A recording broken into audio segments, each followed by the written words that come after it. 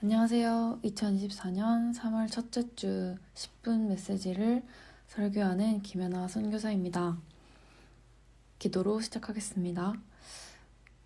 사랑과 은혜가 풍성하신 하나님 아버지, 새로운 한 해와 학기를 시작하는 날 말씀을 듣길 원합니다. 듣는 귀를 열어주시고 믿음으로 반응할 수 있는 영적인 감각을 깨워주시옵소서. 예수님 이름으로 기도합니다. 아멘. 오늘 함께 볼 말씀은 디모데전서 1장 18절에서 19절 말씀입니다. 디모데전서 1장 18절에서 19절 말씀입니다. 아들 디모데야, 내가 내게 이 교훈으로서 명하노니 전에 너를 지도한 예언을 따라 그것으로 선한 싸움을 싸우며 믿음과 착한 양심을 가지라. 어떤 이들은 이 양심을 버렸고 그 믿음에 관하여는 파산하였느니라. 아멘. 본문은 바울이 에베소 교회의 목회자인 디모데에게 보낸 편지의 초반부 내용입니다. 18절에서 바울과 디모데의 특별한 관계를 알 수 있습니다. 디모데를 아들 디모데라고 부를 정도로 바울은 디모데에 대한 깊은 애정과 신뢰를 가지고 있었으며 디모데를 자신의 영적 아들로 생각했습니다. 그런 바울은 특히 목회자로서 디모데의 신앙과 교회에 생긴 문제를 걱정하며 권면하고 있습니다. 오늘 본문인 18절과 19절에서 바울이 디모데에게 권면하는 내용은 믿음과 착한 양심을 가지고 선한 싸움을 싸우라 로 요약할 수 있습니다. 어떤 배경이 디모데로 하여금 선한 싸움을 싸우게 했을까요? 우선 바울의 권면 내용의 핵심이 되는 이 교훈이 무엇인지와 교훈이 생기게 된 배경을 살펴보도록 합시다. 쉬운 성경 디모데전서 1장 3절과 4절에는 이렇게 기록되어 있습니다. 내가 마케도니아로 떠나면서 일러준 대로 에베소에 그대로 머물러 있기 바랍니다. 에베소의 몇몇 사람들이 잘못된 것을 가르치고 있으니 그곳에 머물며 그들이 그렇게 하지 못하도록 막아주었으면 합니다. 그들이 사실이 아닌 이야기와 끝없이 이어지는 족보 이야기에 집착하지 않도록 그들을 타일러 주십시오. 그런 것들은 쓸데없는 말싸움이나 일으키며 하나님의 일에는 전혀 유익을 주지 않습니다. 하나님의 일은 믿음으로 이루어지는 것입니다. 라고 말합니다. 이는 바울이 디모데를 에베소에 남겨둔 목적이자 당시 상황을 알 수 있는 구절입니다. 당시 에베소 교회에는 거짓 교사들이 성도들에게 다른 교리를 가르쳐 혼란에 빠뜨리는 상황이 있었습니다.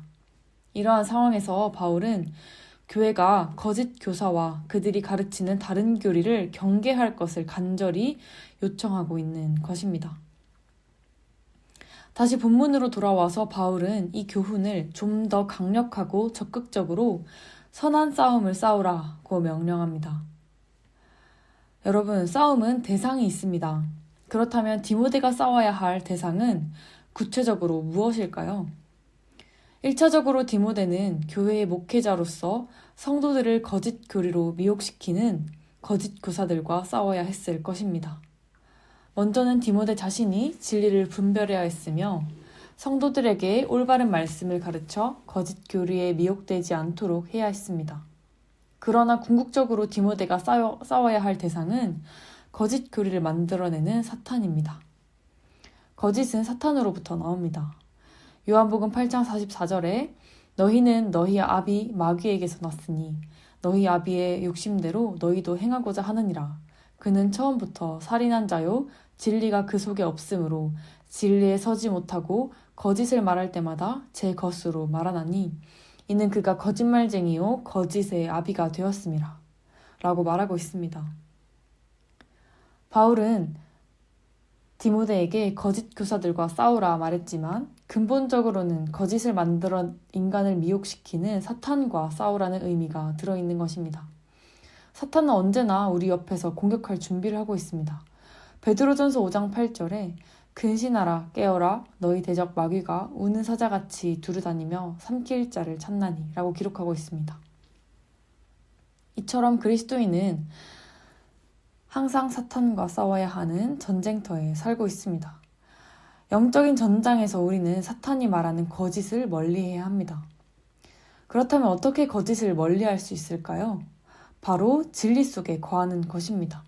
19절 말씀을 다시 읽어보겠습니다. 믿음과 착한 양심을 가지라. 어떤 이들은 이 양심을 버렸고 그 믿음에 관하여는 파선하였느니라. 바울은 선한 싸움을 믿음과 착한 양심으로 싸우라고 말합니다. 곧 그리스도인의 영적 싸움의 무기는 믿음과 착한 양심이라는 것입니다. 각각이 의미하는 바는 무엇일까요? 먼저 믿음은 그리스도 예수 안에 있는 믿음으로서 하나님과의 관계적인 측면을 의미합니다. 1장 12절부터 17절까지는 바울의 간증인데 여기에서 바울은 자신이 사도의 직분을 감당하는 힘과 능력의 원천을 그리스도 예수 안에 있는 믿음과 사랑이라고 고백합니다. 죄와 죽음으로부터 승리하신 예수 그리스도를 믿는 믿음은 우리의 강력한 무기가 됩니다. 또한 바울은 예수 그리스도를 믿는 믿음 외에 착한 양심도 가져야 한다고 설명합니다. 여기에서 우리는 싸움의 무기가 믿음으로도 충분할 텐데 왜 바울은 도덕적인 측면에 양심도 가지라고 설명하는지에 대해 의문이 들 수도 있을 것입니다. 여기서 바울은 믿음과 양심이 결코 분리될 수 없음을 말하고 있는 것입니다. 즉 예수 그리스도를 믿는 믿음은 착한 양심으로 드러나며 착한 양심이라야지만 믿음을 담아낼 수 있는 것입니다. 우리가 구원의 은혜를 깨닫고 예수님을 구주로 영접했다고 해서 믿음이 항상 유지되진 않습니다. 왜냐하면 사탄이 언제나 우리의 믿음을 흔들기 때문입니다. 그러면 우리는 어떻게 믿음을 견고하게 세워나갈 수 있을까요? 견고한 믿음을 세워나갈 방법은 말씀을 듣고 묵상하는 일에 힘쓰는 것입니다. 여러분들은 어떻게 믿음이 생겼습니까? 말씀이 깨달아지고 말씀이 이해되고 말씀이 믿어졌기 때문에 그렇습니다. 로마서 10장 17절에서는 그러므로 믿음은 들음에서 나며 들음은 그리스도의 말씀으로 말미암았느니라 라고 말합니다. 믿음은 하나님의 말씀이 깨달아질 때 단단해지고 흔들리지 않습니다. 말씀이 깨달아지면 하나님을 더 알게 되고 예수 그리스도가 나의 구세주이고 주인 되심을 인정하며 고백하게 됩니다. 우리가 어릴 때를 생각해보면 부모님의 말씀이나 교훈을 들어도 부모님의 사랑을 제대로 이해하지 못하고 또 그 마음을 헤아리지 못해서 순종하지 않았습니다. 그러나 나이가 들고 또 어른이 되어가면서 부모님의 말씀이 무슨 의미인지 깨달아지는 순간이 오면 동시에 부모의 마음과 사랑을 이해하게 됩니다. 이처럼 하나님에 대한 믿음도 말씀이 깨달아져야 생기는 것이며 계속 말씀 안에, 진리 안에 거해야 흔들리지 않는 견고한 믿음으로 살게 되는 것입니다. 그럴 때 우리는 사탄의 어떠한 공격에도 맞설 수 있는 능력이 생기는 것입니다. 말씀을 깨달아지게 하시는 분은 성령님이십니다. 성령께서 역사하실 때 말씀의 의미를 알게 되고 그로 인해서 하나님을 더 신뢰하고 그분을 의지하게 되는 것입니다. 개강하고 첫 주가 시작되었습니다. 여러분, 하나님은 우리를 캠퍼스로 부르셨습니다. 캠퍼스에서 우리는 예수님의 제자로서 복음이 관념적이지 않고 실제라는 것을 삶을 통해 보여줘야 할 것입니다. 에베소 교회에서 거짓된 교리와 사상이 팽배했던 것처럼 캠퍼스에서도 대학생들의 사고방식과 행동 양식에 알게 모르게 사탄은 계속해서 거짓을 진리처럼 심어놓을 것입니다. 캠퍼스는 말 그대로 영적인 전쟁터입니다.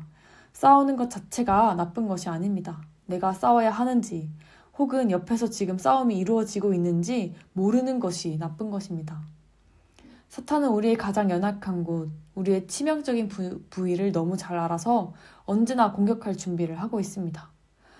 그게 돈 문제든 친구 관계든 이성 문제든 외적인 것이든 간에 하나님과 멀어지게 하려고 우리의 삶의 구석구석에서 사탄은 노리고 있을 것입니다. 우리는 예수 그리스도를 믿는 믿음과 착한 양심으로 참 진리 안에 거할 때 거짓이 거짓됨을 알고 멀리할 수 있습니다. 하나님의 말씀을 더 사모하고 성령께 말씀이 깨달아지게 하는 은혜를 간구하며 사탄이 말하는 거짓을 멀리하고 진리만 받아들이는 저와 또 여러분들이 되길 간절히 바랍니다.